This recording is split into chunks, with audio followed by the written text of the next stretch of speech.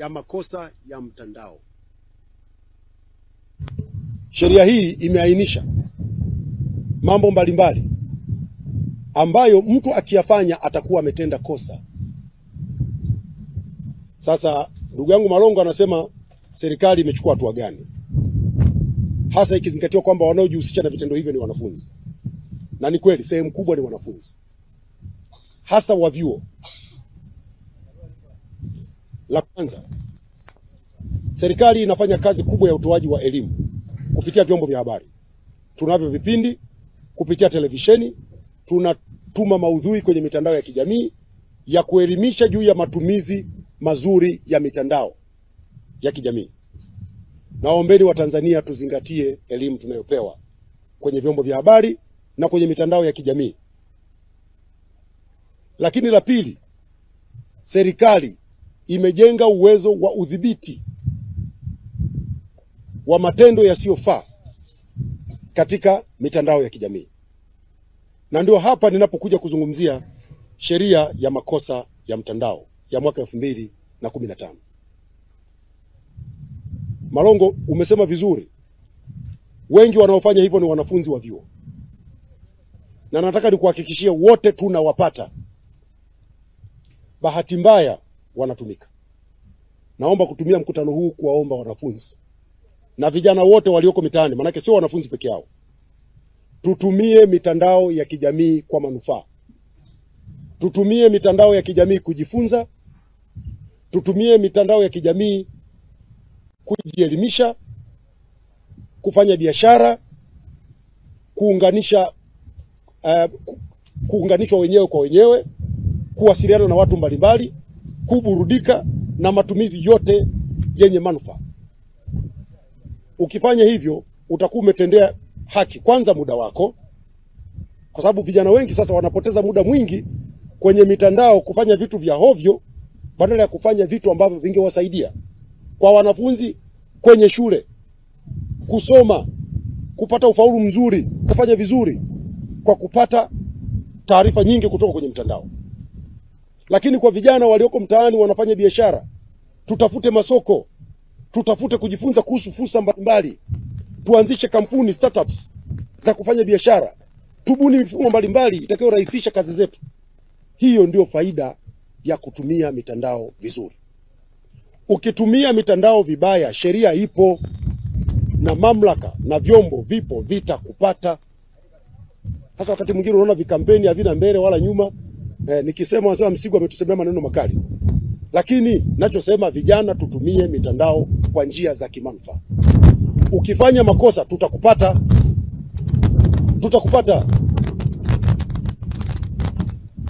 Sheria inakataza kutukana.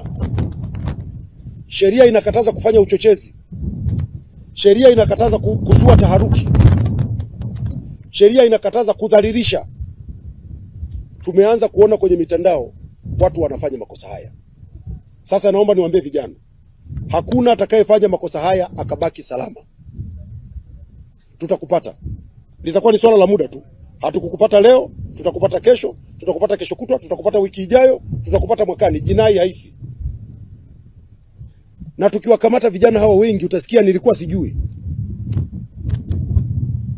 Kwenye sheria kuna msemo wa Kikinga unasema ignorance to law has no defense. Kuto kujua sheria sio kinga.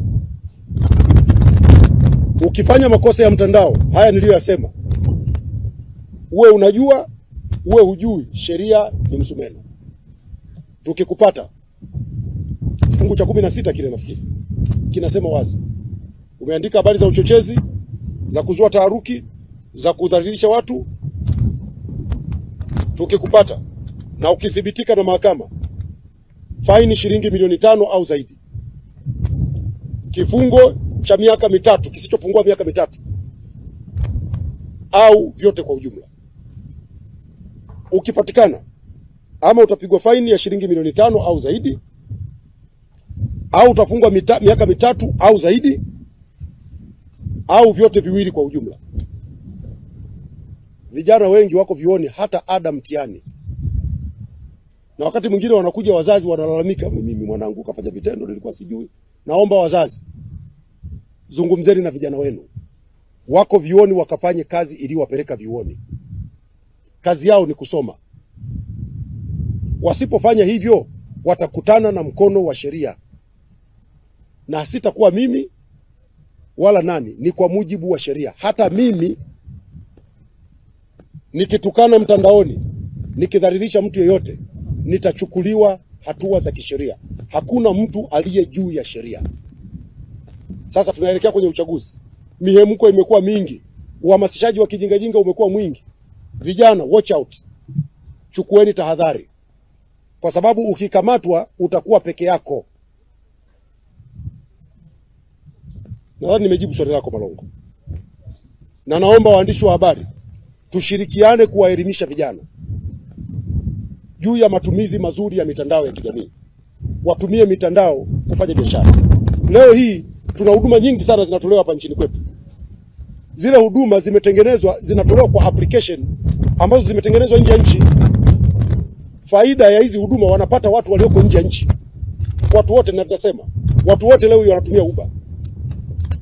Mnajua aliyetengeneza Uber anatoka nchi gani? Huko ndio hela zinakwenda. Watu wanatumia Bolt. Kuna huduma za mitandao, kuna maduka yametengenezwa kununua bidhaa. Wanapata huduma mbalimbali kwenye vijana. Tumieni nafasi hii kubuni vitu vya namna hiyo. Tutengeneze vya kwetu vya Tanzania. Na sisi twende tukafanye biashara kwa kutumia majukwaa mbalimbali yaliyoko mitandaoni. Tunufaike na fursa zilizopo kwenye mtandao. Na sio kuingia kwenye mtandao unaandika vitu vya ambavyo ukimaliza kuandika pale umepoteza muda, umepoteza bando, haujapata chakula, hujapata soda, hujapata maji, hujalipa ada, hujafanya kitu chochote. Unamaliza pesa zako, ukitoka hapo shida ziko pale pale. Nonsense. Tusaidiane kuwaelimisha vijana. Sawa jamani? Nipokee swali la mwisho. Kulikuwa mzee Deus, nione kama nataka kuuliza swali. Naam.